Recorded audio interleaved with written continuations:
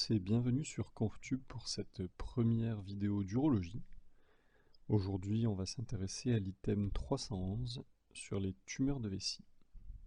On débute par un petit point d'épidémiologie. Donc en termes d'incidence, les tumeurs de vessie représentent le 5e cancer en France, le 2e cancer urologique derrière la prostate. Au niveau anapathe, 90% des cancers de vessie sont des carcinomes urothéliaux, puisque l'urothélium recouvre tout l'arbre urinaire. On a 80% de tumeurs de vessie non infiltrant le muscle au diagnostic. Dans cet item, on s'intéresse particulièrement aux facteurs de risque. Donc en premier lieu, c'est le tabac. Également les carcinogènes professionnels, donc les dérivés de houille, les amines aromatiques, ce qui s'intègre bien dans un dossier de maladie professionnelle. À ne pas oublier la bilharziose urinaire. Et ensuite, l'irradiation pelvienne, donc des séquelles de traitement d'un cancer digestif ou gynécologique. Ainsi que le cyclophosphamide, qui est un alkylant anticancéreux, connu pour provoquer des cancers de vessie.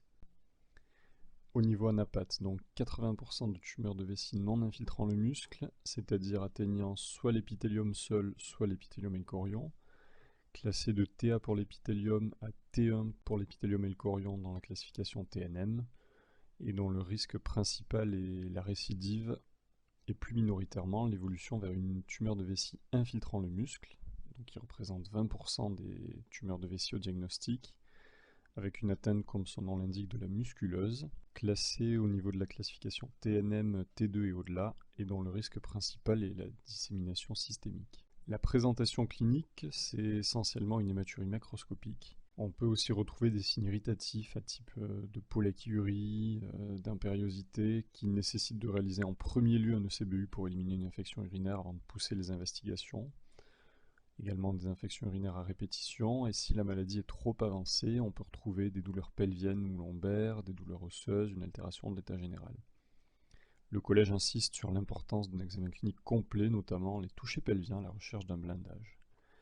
Et un petit point HAS qui nous précise qu'une vessie neurologique est plus à risque de développer une tumeur de vessie, ce qui est plutôt logique, puisque la vessie présente une surface de contact importante et que les carcinogènes peuvent rester plus longtemps, notamment quand la vessie à une activité diminuée. Au niveau du diagnostic paraclinique, donc 2 examens recommandés par le collège, la cytologie urinaire qui est un examen anapathe et la cystoscopie sous anesthésie locale. Donc la cystoscopie se réalise en consultation, généralement. Elle nécessite un ECBU stérile avant le geste. On ne fait pas de résection transurétrale de vessie en consultation, c'est une procédure qu'on réalise au bloc opératoire. Et il faut noter que la cystoscopie diagnostique, donc diagnostique et non pas thérapeutique, est optionnel si on a réalisé auparavant une échographie ou un TDM qui nous oriente vers une tumeur de vessie. La HAS suggère également de réaliser une échographie de l'appareil urinaire, mais ce point n'est pas développé par le collège. Alors on s'arrête quelques instants sur la résection transurétrale de vessie qui se réalise au bloc opératoire, donc sous anesthésie, également après un ECBU stérile. Il est important de noter qu'elle doit emporter le détrusor, ce qui est logique, puisque sinon on ne pourra pas la classer en infiltrant ou non infiltrant le muscle.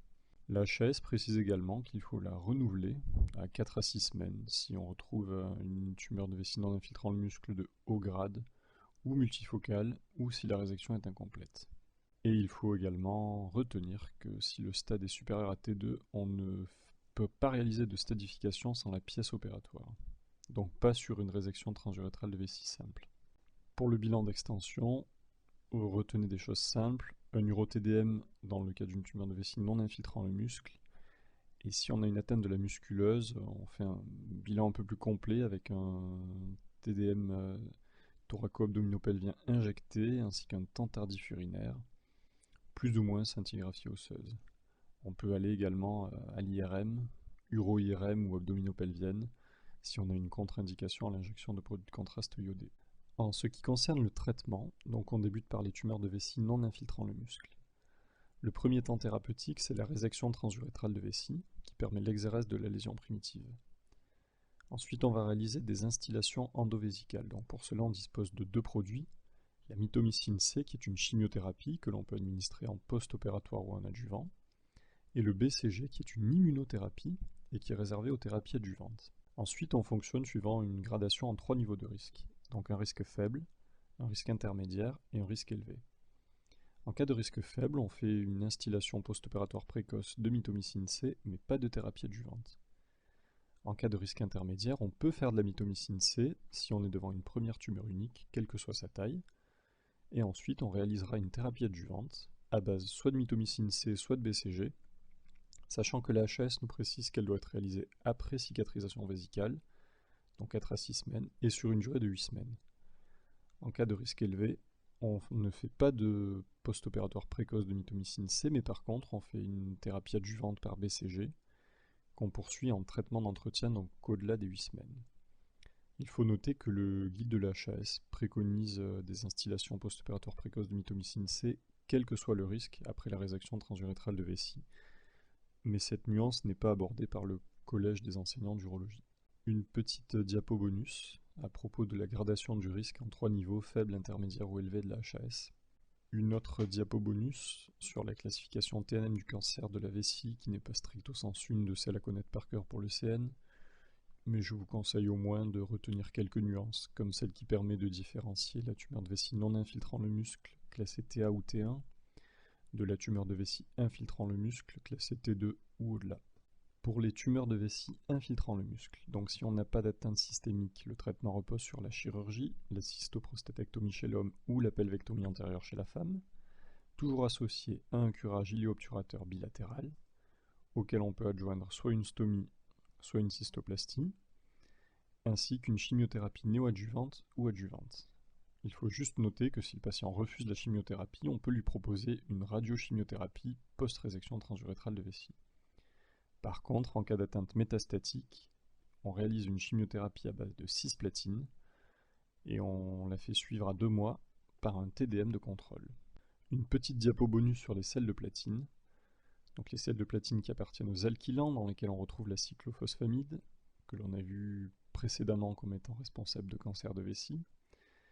Et dans ces sels de platine, on retrouve le cisplatine qui nous intéresse principalement, qui est néphro-, neuro- et ototoxique, ainsi que l'oxaliplatine, dont le mot-clé est la neuropathie au froid, et le carboplatine, qui provoque des thrombopénies.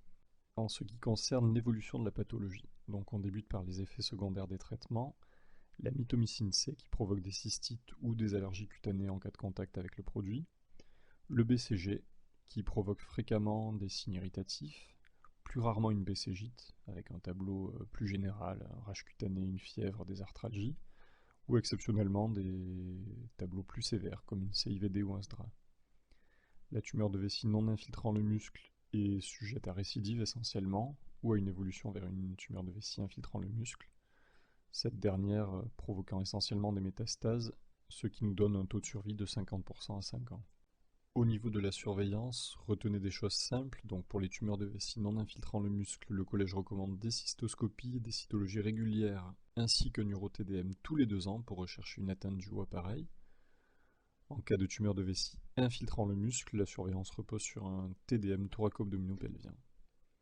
Je vous mets ensuite des notions un peu plus détaillées tirées de la HAS, mais qui ne sont pas abordées par le collège. Un petit mot simplement sur la surveillance des salariés exposés à un carcinogène professionnel donc, et qui repose sur une cytologie urinaire tous les 6 mois.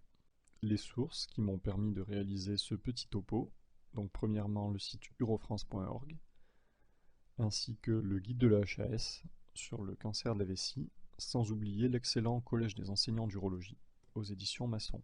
Merci à tous pour votre attention et à bientôt.